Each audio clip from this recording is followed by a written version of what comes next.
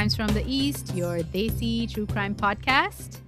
And today I found this stranger wandering around outside my home, and we just have her on the show. Hey, you want to introduce yourself? Oh, I'm just a ghost of an old lady who was killed by her freaking husband. He stole all my money, bought a car, married another woman. He just murdered me. Oh, Isn't that funny? All right, we'll cut out Ghost Alex. Well, hello, welcome, Alex. Hey, Pia. Hey. We have a fun episode today. There is no murder in this case. What? Yeah. What are we doing here? No murder. Okay. Is this another, reincarnation situation? Still true crime. It's not an All ooky right. spooky episode. It's still true crime. But All right. I had it up to my ears with death and murder and blood. gore. So I was like, you know what? Let's take a break. Let's take a deep breath and give the spotlight to some other criminals. You know? Little palate cleanser. Yeah, they deserve their time in the sunshine too. Let's not ignore our less lethal criminals. Yeah. There needs to be a compliment to quiet but deadly. These guys are the loud but not that deadly. Let's see how this criminal measures up to our previous cases. Okay? All right. So what are we talking here? This is the kind of stranger than fiction tale that you would tell around a campfire. Ooh. And without giving anything away, let's just get into it. Should I prepare the s'mores? Yeah, let's go. What's an Indian camping food? I don't think there's Indian camping. That's just called living in a village. That's just called village life. I'm hungry. All right. We travel back in time to the era of March 18, 1987. I think we've been there before. Yeah. The reincarnation episode was also 87. Okay. 1987. Hello, old pal. Hey. We meet again. It was a year of many wonders. In the US, The Simpsons aired for the first time on TV. Wow. Yeah. Nice. They're that old. Way to pull up that fun fact. Crew neck sweaters were the rage in men's fashion, Oh. as were buckled boots for women. Yeah. I mean, all of these things are in fashion again now. It might as well be 2021. Yeah, I guess it's been long enough. Ugh. We've come full circle. We've come full circle on that, on the fashion scene. Okay. Oh, so you want to know another important thing that happened in 1987? Yes, always. We saw RoboCop shoot a crook in the crotch. How about that? You don't see that often. I wonder if that was the first crotch shooting in, movie history. That should be like a trivia question. So what happened in 1987? Okay. So, I was witness to none of these magical moments, really, because I was alive, but I was a wee little rascal all the way over in the city of Mumbai in India at that time. I was in Mumbai. A few miles from where I was living at the time occurred this shenanigan that I'm about to tell you. Ooh, shenanigans. Tribhuvan Das Bhimji Zaveri. Wow, that's a mouthful. Whoa. I need to write that down. Nope. You're going to have to spell it for me. Tribhuvan Das Bhimji Zaveri. Can we give him a nickname? TBZ is their actual name. Okay, fine.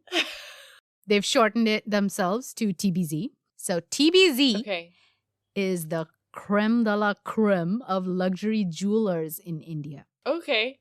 Their flourishing empire of gems and glittering baubles has been on the up and up since 1864. Whoa. So they've been around. That's a lot of jewels. This isn't your run-of-the-mill goldsmith on the corner of the street. This is I don't know, what's the equivalent in the US? Maybe like a Jared or something. Swarovski? Maybe. I don't own any jewels. So just to give you an idea, their sales in the past few years have averaged around $250 million US. Ooh, so, yeah. Not too shabs. Yeah, not too shabby. I mean, we Desis love our gold. Like, delicious sona. Give me some of that aurum.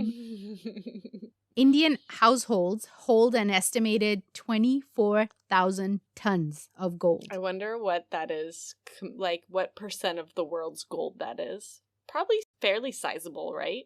That's more gold than the gold reserves of several large countries combined. Oh my gosh. Yes. There you go. I mean, I don't have much gold, so robbers don't even bother breaking into my home. Yeah. Like, all you'll find is toddler toys and Amazon boxes. That's all you're finding here. Yeah. All you find in my house are cats. Just so many cats. One of TBZ's fancy stores is located in the swanky area of Mumbai called Opera House. And like any other normal afternoon in 1987, the showroom expected a steady stream of customers coming in.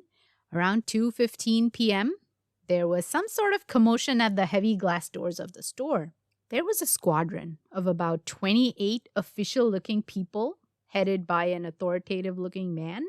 He was 5 feet 6 inches tall, wearing glasses, dark complexioned, and with the confidence that you would not want to provoke or question. He identified himself as Officer Mohan Singh from the Research and Analysis Wing of the CBI. CBI is the Central Bureau of Investigation, which is a government department in India. I think its equivalent would be the FBI. That would make sense. So it's CBI in India. Yeah. And he said that he was there to conduct a surprise raid on the TBZ showroom, equipped with a search warrant, which he held up for everyone to see. Wow. Pratap Zaveri, the owner of the jewelry conglomerate at that time, was at the store in person, and he came to deal with this uncalled-for invasion at once. His business had incurred the scrutiny of the income tax and excise department many times before. Naturally. So this wasn't entirely alien to him. So he let the team in, and as each of the members of the delegate entered the store, they flashed their CBI identity cards, and then they were all in and ready to start this raid. Okay. I'm just going to do a quick sidebar to explain what raids are to our non-Desi listeners. Desi people know. The minute I say raid, they know. I was going to ask, what does a raid entail exactly? Black money. Okay. Black money is basically any kind of funds earned illegally on which income and other taxes have not been paid. So the unaccounted money hoarded illegally and concealed from tax authorities is called black money. Okay, yeah. So it's money that you don't declare on the books. So it's all the undertable business. Income tax raid, technically known as the process of search and seizure, is constitutionally valid against tax evaders. Okay. So a raid can get triggered if credible information of tax evasion is received from the intelligence wing of the income tax department. So if they have a feeling that this store seems to have income disproportionate to sales, they can trigger a raid. Gotcha. So this all seems pretty legit so far. Yeah. Or it happens all the plausible. time. It happens. Yeah. During a raid, the officers can enter and search any building. They can break open any locks and search persons as they deem necessary. Basically, very little is sacred at that point. They can seize whatever they feel is relevant to their case. Although such raids are also carried out in the US by the IRS, it isn't on such grand scales and it isn't very publicized. And the amount of non-liquidated assets people store in the US is not that high, unlike in India, where such raids can easily yield like 2 to 20 million in cash and gold hidden in the walls and other hidey holes. Hiding all your money. Actually, I would do that. Yeah, there's a lot of cash transactions in India, and especially in the jewelry market, like the smaller stores will say, if you don't make a pakka receipt, if you just do this deal off the table, we'll give you a discount. Yeah. I used to pay rent that way. Yep. My first apartment in Paris, it was under the table. Totally illegal. It was awesome. Well, I hope none of the French officials are listening to this, because your landlord will be in trouble. I'll never tell you who my landlady was. She was nice. She gave me a deal. Yeah, I've never evaded taxes myself, but I could certainly see the appeal. And when you're working with something as sort of shiny and money-oriented as jewelry, I guess it just sort of happens naturally. I mean, it doesn't have to, but it could. It could. And, I mean, India does rate kind of high on the corruption scale, so, I mean, I'm not surprised. Yeah. In 1987, in TBZ, Pratap Zaveri, he's ready. He's ready and willing, as he is legally required to be, for this raid by intelligence officers. As he has done multiple times before, he hands over his licensed revolver to the officers, and he orders the doors to the store be sealed. The shutters are pulled down so that nobody can go in or out till the raid is over. Okay. Is that including customers that are in there at the time? No. Yeah, so sometimes during the raid, they'll seal the customers inside as well. It's just so no one's able to leave, like, discreetly hiding something on their person. Yeah. So they'll just lock them there and you'll be stuck there till they finish the raid. That would be so annoying. Mohan Singh, the main commanding officer at the scene, he barked out precise instructions. Turn off all CCTV cameras in the store. All customers had to be escorted out and employees were to be moved into back rooms. He then ordered his team of 28 subordinates to search the premises for any hidden assets and to collect cash from the registers for reconciliation with sales slips. So all of this is standard procedure, nothing alarming. Mohan Singh then carefully inspected the jewelry in various secure glass showcases, and at random he picked out pieces for gold quality assessment. He carefully placed these samples into clear plastic poly bags and attached evidence slips to them with a stapler. All the seized items were put into briefcases and secured inside the bus, which was waiting for them outside, by junior officers on the command of Mohan Singh. So they would fill the briefcases and go store them in the bus waiting for them outside. Mohan then handed over charge to his subordinates and he left to inspect another TBZ store, which was apparently also being raided at the same time, as per Mohan. So Mohan, he takes off. He leaves his subordinates there. They're waiting. Pratap Zaveri is getting anxious after an hour or so. His store has been shut for an hour, okay? And in Mumbai, that's a bunch of lost sales. That's business. So he asked the CBI team if they could check on Officer Mohan Singh so that this raid can be concluded. Like, get this thing over with. We're done. There's nothing here. Seize. Yeah. The intelligence officer stepped out to check the bus that they had all come in and found that it was no longer parked there. Then these officers let it be known that they were actually all fresh recruits and they had only just met Mohan Singh the day before. Oh my goodness. I was waiting for this. Sensing something horribly amiss, Pratap Zaveri placed a call to the Mumbai police at once. For generations, the motto of TBZ Jewelers has been, "Trust is our tradition." Well, this time, their trust had been placed in the wrong hands. Their trust definitely backfired, it sounds like. Yep. Uh-oh. It seemed like they'd been conned at this point of some sort. Or not, he doesn't know. But at least the people in the store say that they just met this officer the day before. Right? Let's discuss what con means. Do you know what the full form of con? I feel like I do, but I don't. It's so simple, you'd be surprised. So con is just short for confidence trick. Oh, yeah. I've heard that before. Well, sounds like this guy was full of it. A con is an attempt to defraud a person or group after first gaining their trust. Right. They benefit only the con operators or the con men at the expense of their victims. Accomplices to the con artist are called shills. And in our case, these poor shills, they were victims themselves. Oh, how I wish I could talk to any of these 28 people. I would love to pick their brain and ask them like a million questions. But I couldn't find any names. None of their names have ever been published. So, we're shit out of luck. I suppose that's like a rough first day on the job. It's definitely a career killer. So, Arvind Inamdar was the police official heading the Mumbai crime branch at that time, and he was called when Pratap Zaveri placed a call to the Mumbai police. And S.M. Mushrif was the assigned officer for the investigation of the case eventually.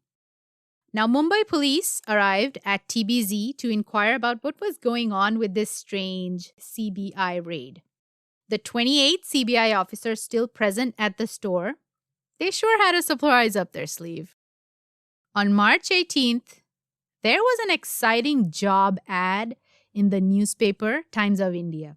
It read, "Wanted, 50 dynamic graduates for intelligence officers and security officers post.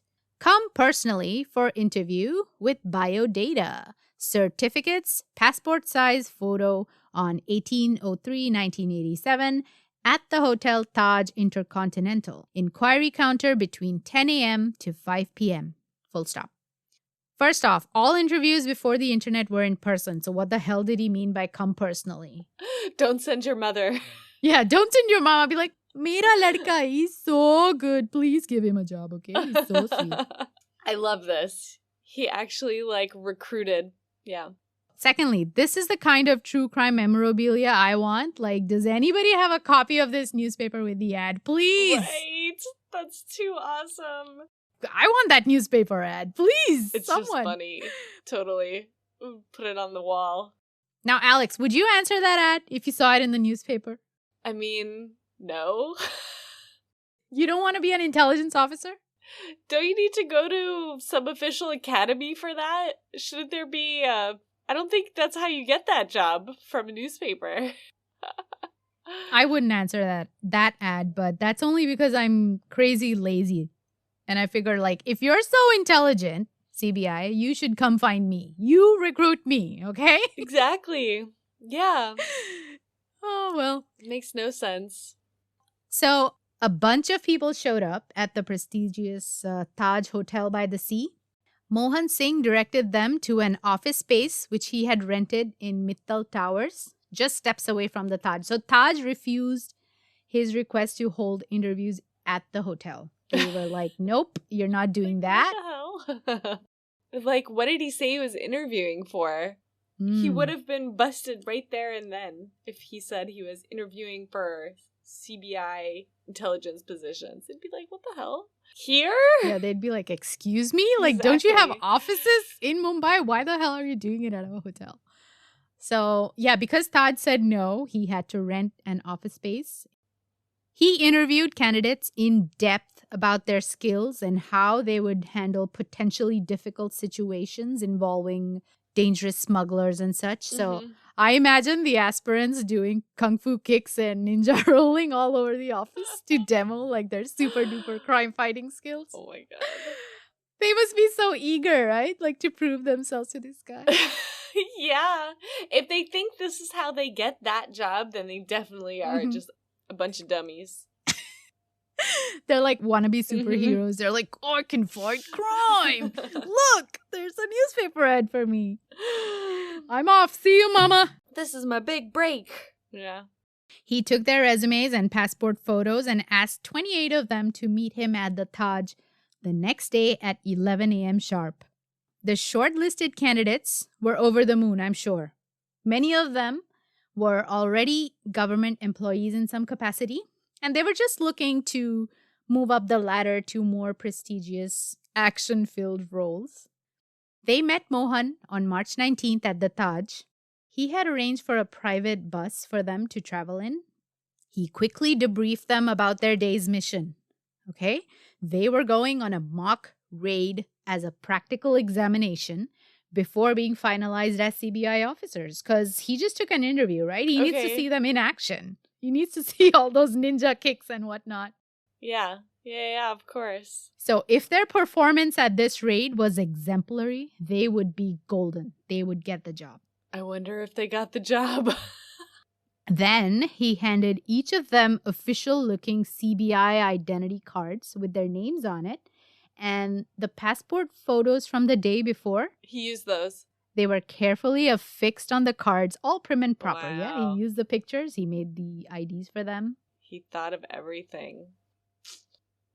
On their way, they even stopped for some cold drinks before heading to TBZ. Like he gave them snacks. Team building. It's like the post baseball game pizza. This is the pre-raid sodas. It's cute. Well, this guy was sure like a super cool host, at least. Yeah. They Right? must think they were entering into the funnest job ever. They're like, wow, this boss is so sweet. I would definitely work for this fellow. Mm-hmm.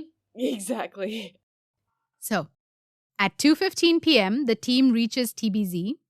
Mohan picks out the jewelry samples and the cash from the register. Mm-hmm. And then this master swindler is gone. Poof! Vanished. Just like that. In his bus, right? Yeah. He took the bus that he rented. He's gone. God. And by the way, the stuff he stole was worth 20 lakhs. Mm-hmm. And the cash was 3.75 lakhs in 1987. Oh, damn. Yeah, that's a lot of money. Nice haul. Yeah. It's kind of buku bucks, but also nothing the world or this store could have not lived without, I'm guessing. So the police traced his journey to the Taj, where he left the bus. So he took the bus back to the Taj. Okay. He had been staying at the Taj in room 415. And when you check into any hotel, they take your address and everything, Mm-hmm. right? So he had noted his address as one from Trivandrum or Tiruvananthapuram, to be precise, which is in Kerala.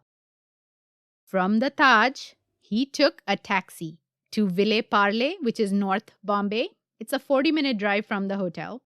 And you know what else is in Ville Parle? The airport. Oh, how convenient. Mm-hmm. So when I was discussing this case with my husband, I was so certain that this guy would do the opposite of what petty criminals do. So petty criminals would have headed straight for the crowded bus stations or train stations because that's how you kind of get lost in the crowd. Right. There's very little chance that anyone's going to find you at those places. Notice you even, yeah. Yeah, those are teeming with thousands and thousands of people at all times of day. So this guy is not that petty criminal. He's of a different caliber, right? He's got that air. I mean, he's got confidence. And so when I saw that he took a taxi to Ville Parle, I connected those dots for myself. Like, this isn't something officially stated. This is just a conclusion I came to. I bet he went to the airport. Like, in 1987, the domestic airport was in Santa Cruz, which is near Ville Parle. And the international airport is 15 minutes north of Ville Parle. So, Okay, yeah. yeah. So I tried to look up what international flights went out from Mumbai in 1987. But as you can imagine, that was Impossible. kind of fruitless. Yeah, I couldn't. Yeah, there were several flights going pretty much everywhere. But why were you looking for this? I just wanted to see, like, is there a particular country that he may have flown to? Like, Do we not know? Is that the conclusion? He disappeared? yeah, he disappeared. Did they check Kerala? Maybe they should have checked his address that he left at the hotel. There were domestic flights to around 20 major cities in India, including Trivandrum or Tiruvananthapuram. So I couldn't find out if on March 19th there was a flight, but I bet there was, right? I mean, I'm sure the police looked into it, or at least I hope they did. They must have. He must have.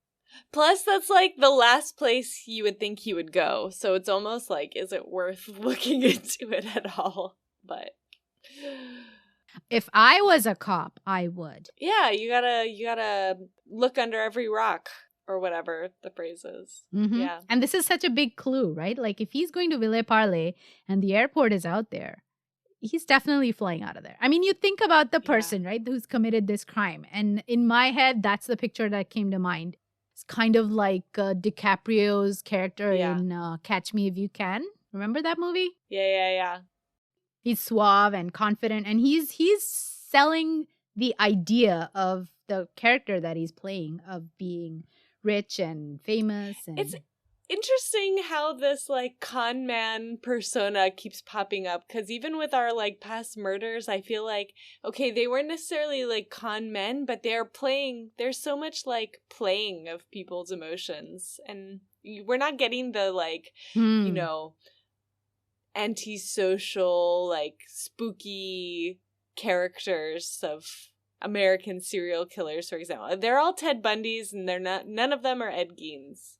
There are. We haven't covered them. Okay. But it's coming up. It's coming up. I'm doing research on a case for next week. Yeah, true that. So that's it. Mr. S.M. Musharraf, who was in charge of the case, he worked on very high-profile cases as well, like the Telgi fake stamp paper case, which I might do an episode on sometime later. And he's now an author, but I couldn't find any way to get in touch with him easily. Even if I did, I'm not sure he wants to talk to like a nobody like me. You never know. Well, that's sad. I mean, we are not nobodies. We are prestigious podcast hosts. We're podcasters. Very important. We're solving crimes here. We're a part of the media now. Damn it. Or criminal justice. Exactly. One leg on each side. And doing splits here. We might be the next Serial. You never know. Oh, no, please. I don't want to be. I don't want to be the next Serial. Okay, so let's get back to our case. Now, the only reported accounts of the official investigation state that the cops tried to search for him, but came up empty on all fronts. They pumped their informants to check if this guy had some connection to the underworld mafia in Mumbai. Because it was so brazen, right? They thought, like, if he's so confident, he must have some kind of backing. Right. Like, he's not afraid. He's doing this out in the open at 2 p.m. Yeah, he can't be alone. He must, like, have... Yeah, he can't be alone. Some conspirators, at least. But it didn't seem like he had any mafia connections at all. Even the roster of current and retired CBI officials was looked into, and they were cleared. Because they thought the way this guy conducted himself... He really knew... He knew. He really knew the ins and outs of a CBI raid and how to act like a CBI official. Whatever investigation they did on that, they cleared the people they checked. Now, since Mohan had mentioned Thiruvananthapuram, a team was sent there and they rounded up the usual suspects in that area. A couple of quick arrests and releases later, they were back to zero. They couldn't trace Mohan Singh to Thiruvananthapuram at that time.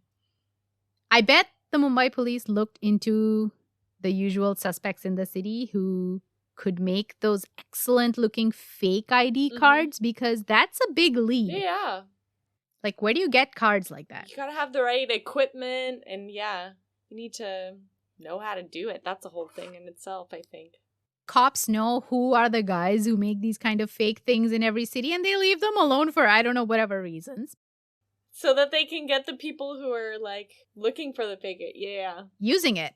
Yeah, exactly. The cops even followed a lead all the way to Dubai, but they couldn't find Mohan there. Now, what do you think this lead was? Why would they go to Dubai? Money is there. Now, Desi people know this, so I'll tell you.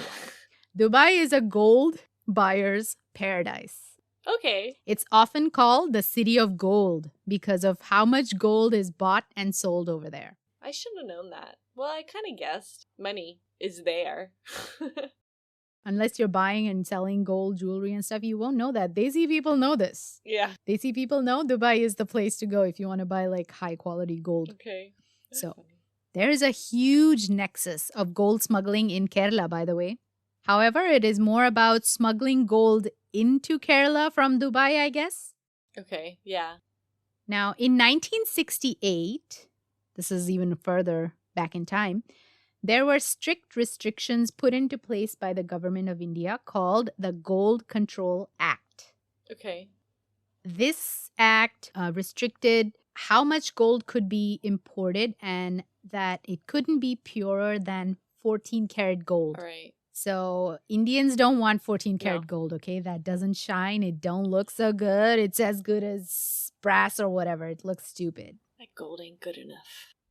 I don't remember buying anything. I mean, I didn't buy it, but I don't remember my parents buying anything 14 karat. The minimum was 18 karat gold. So, yeah. This was a terrible idea and the laws were repealed in 1990, which means in 1987 it was still in play. All right, Alex. So the main course might be over, but I have a dessert section for you, Alex. Great, because I'm 100% a dessert person. I want all the dessert. You got some tiramisu? How about some jalebi? Oh, no, I want a Jalebi. gulab jamun. Yep, I have a gulab jamun for you. All right. So there's one small prequel to this crime, by the way.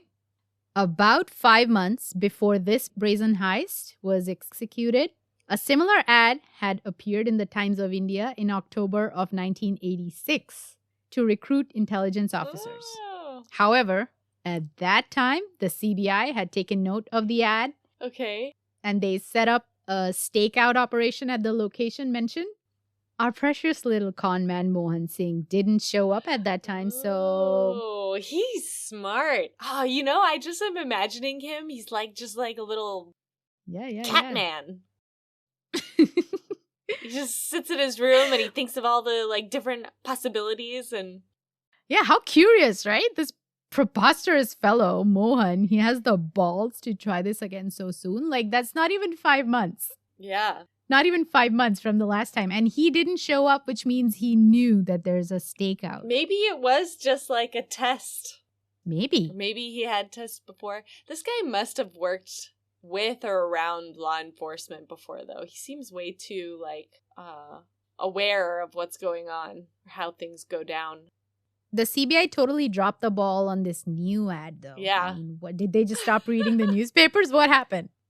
Seriously. I bet it's some part of some fellow's job in CBI to go through all the papers and be like, hey, is there something? It must be. Especially if they had already caught someone trying to run this scam. It's crazy. And maybe they thought no one's crazy enough to try this again. But there was one guy who was crazy enough to try it again. The first attempt was just to get their guard down. A ruse? Yeah. Man, he thinks 10 steps ahead. He's a little cat man. Little cat man. Cat man. Ooh, meow. Oh, maybe his name should have been Mohan Singh. Yes. Oh my gosh. Maybe I'll name the episode Mohan Singh. Okay. It's been 34 years since this heist, and I'm pretty sure the case is as cold as the last few bits of permafrost left in the Arctic. Oh, sad. Yeah. Wow. Ain't no cops looking at this case. Well, you know what? I approve. I approve of this crime. There are worse crimes that they need to be looking at. No one got hurt. It's pretty funny. I mean, the business probably got kind of hurt, but not even. Mr. Mohan Singh, if you're listening, send us some money. You did it. You got away. Round of applause for Mohan Singh. Hey, Mohan uncle, call us, man. Let us do a live interview, okay? What you did with all that cash. I hope he's on a nice bungalow somewhere, living the high life. I'm pretty sure the statute of limitation has run out. Yeah? And you're now scot-free, okay? Yeah, you're scot-free, uncle. Okay, you can stop listening now. Bye. Okay, Alex? Yeah. Alex. Yeah. That was a lie. That was a lie. Oh, is that a honeypot? Are we trapping this fool? Yeah, we're trapping this guy. There is no statute of limitation in the Indian legal system. Oh, really? Yeah. I got in touch with some Indian lawyers on Reddit. Okay. And they confirmed that he can be prosecuted and convicted if he's caught today. But what if these lawyers are just other con men pretending to be lawyers? Who can you trust? Google, maybe? Because I did find a little bit more on Google. Google is the ultimate con man. Google, come on. Google is God. Google is God. Okay. So our little ruse might work, Alex. That'd be awesome. Got him. I definitely almost got trapped. I wanted to meet him, congratulate him on an excellent heist. I had no idea we were trying to catch this fool. You almost want him to get away, isn't it? I kind of do. He deserves it. You go, girl. A for effort, and, your trophy, your reward is what you get. Keep it. Keep it. Alex and PSA, you can keep it. Yeah. That's your tip. Yeah. Meowhun. Never gonna be allowed in a jewelry store again. This show is just like a series of me saying things that are gonna like ostracize me from society more and more. Or maybe more and more people relate to you and they're like, ha, I think the same way. You never know. You never know. Morality is fluid. Is it? Oh, wow. I didn't know that. Okay.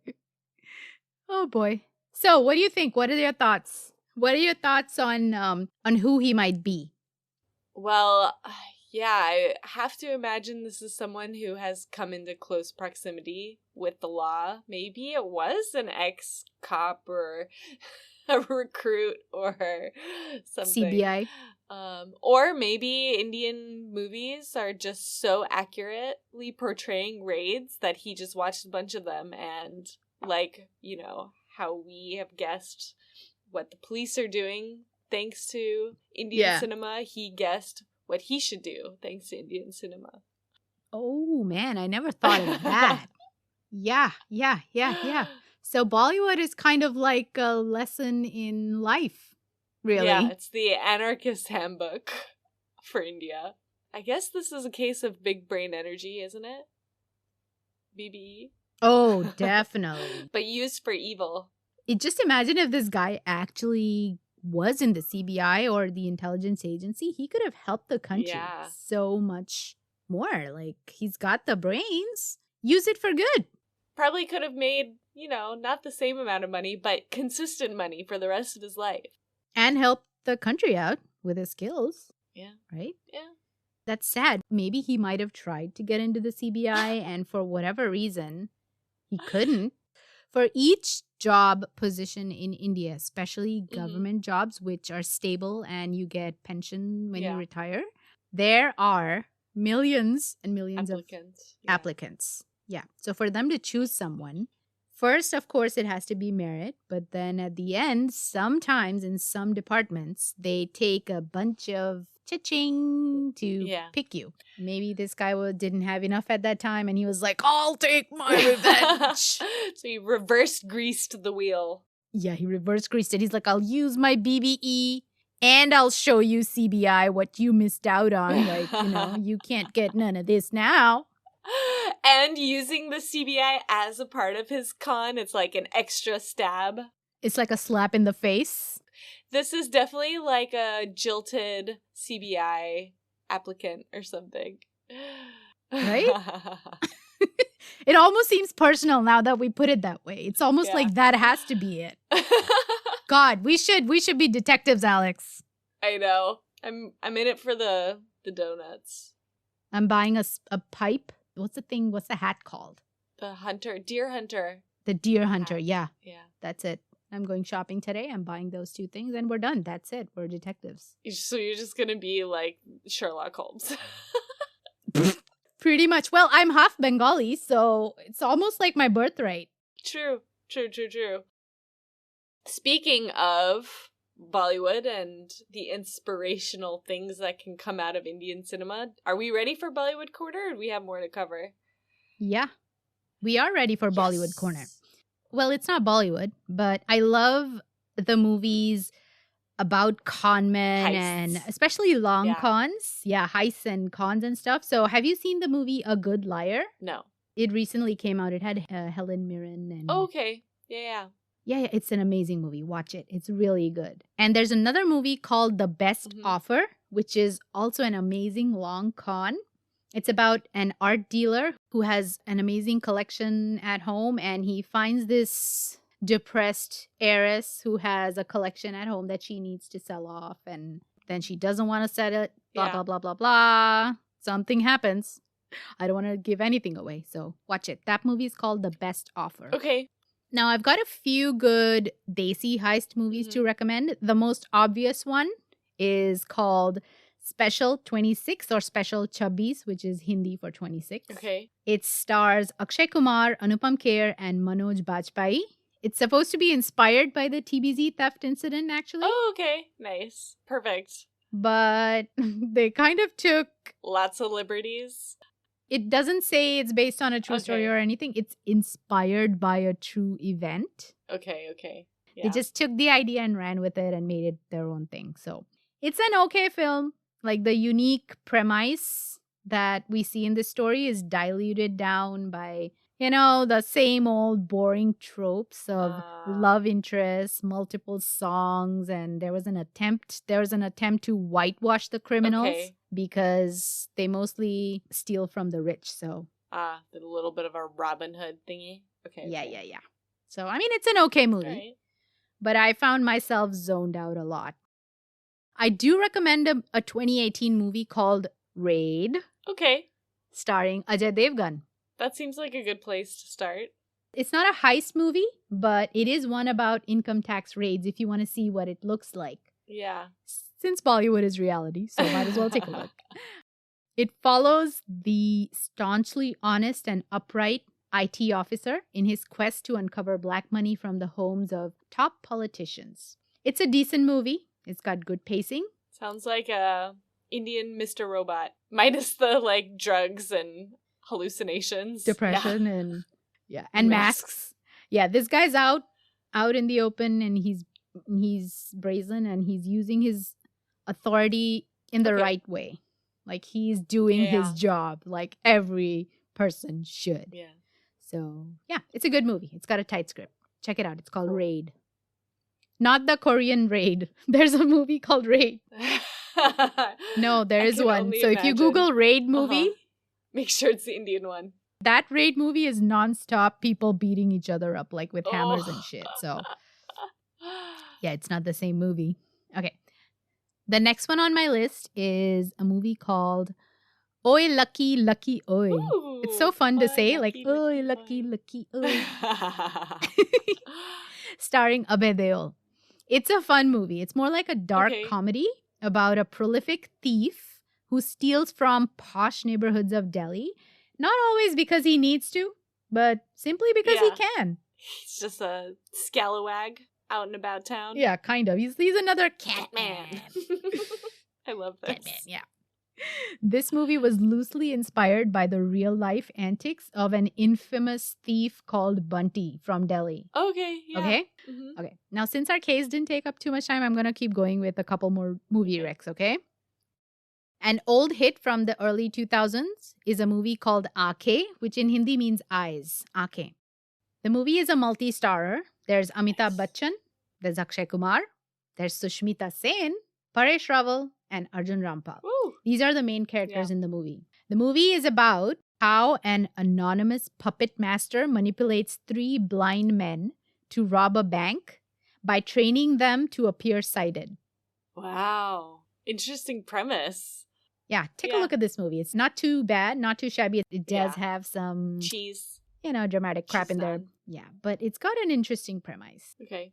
There's also Bluff Master and another movie called Bunty and Bubbly, which are more full-on Bollywood masala movies about con artists, both featuring Abhishek Bachchan. Nice. They're good fun. They're like entertaining, and regular watchers of Desi movies will enjoy this movie for sure. These movies for sure. I'm not sure about people who don't watch, Bollywood masala. I don't know how they would feel about it, but they're fun. They're fun movies. Well, I feel like heist movies are usually lighthearted, or they should be for some reason. If you're stealing from the rich, I mean, it's still illegal. A bank or a huge jewelry store, it's hard to be sympathetic towards the victims in those cases, as long as there's not too much violence, naturally. Yeah, it's so hypocritical of us. No. But it's the truth. Yeah, you won't find me crying tears over, the losses of a bank. I'm sorry. Yeah. Well, that's all, folks. We've come to the end of this sham episode. Nice. Follow Crimes from the East on Instagram and the podcast on all major streaming services. Do us a solid and leave us an iTunes review. Right, Alex? Yeah. 3 stars and up. No, I thought it was 4 stars and up the last time. What happened? I'm lowering the bar. I'm opening it up. No. Mm-mm. You're right. 4 stars. 4 stars or go home. Leave us a review. Yeah. We will greatly appreciate it. And we'll give you a shout out if you want. Oh, yeah. We should start doing that. That'd be fun. Leave us a review, a rating. Send us a screenshot with your name and whatever else you want to say. And we'll say it. Like you want to call out an old enemy, we'll do it. Yeah. You want us to say F you, Bob? We'll do that. Okay? We also take messages of love. Yes. If you want us to declare your love on air, we'll do that too. Okay? If you want us to say, I love you, Kiran, we'll do that. I love you. Okay. I feel my palate is fully cleansed and I'm ready to get back to some blood. Ooh, yeah, we needed a break. We needed a breather this week. Yeah. So this one was perfect. Totally. I am borderline fangirling Mohan Singh. So, yeah, it was good fun. We could become the Meow Gals. The Meow Gals. Oh, yes. Let's start the fan club. Let's do it. Thanks, Pia. We'll see you next week on another episode of Desi True Crime with a little masala and spice. Namaste.